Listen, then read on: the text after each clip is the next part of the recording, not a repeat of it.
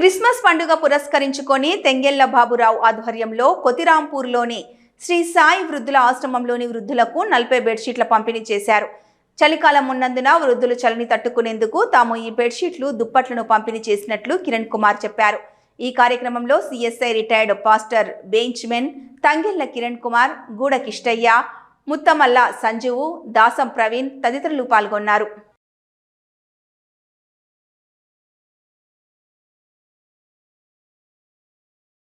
శ్రీ సాయి వృద్ధుల ఆశ్రమంలో బెడ్షీట్ల కార్యక్రమం నిర్వహిస్తున్నాము.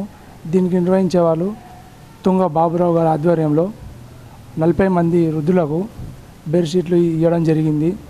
చలికాలం ఉన్నందువలన క్రిస్మస్ పండుగ సందర్భంగా ఒక 40 మందికి వృద్ధులకు బెడ్షీట్లు ఇచ్చి బాబురావు గారి ఆధ్వర్యంలో వాళ్ళకు ఎల్లవేళలా ఇలాగే ఉండాలని కోరుకుంటూ, వేదాలు చెప్పిన, బైబిల్ చెప్పిన, ఖురాన్ చెప్పిన తోటి మానవుణ్ణి తన వాళ్ళే ప్రేమించాలనేటటువంటి ఆ గొప్ప ఆజ్ఞ దేవునిది.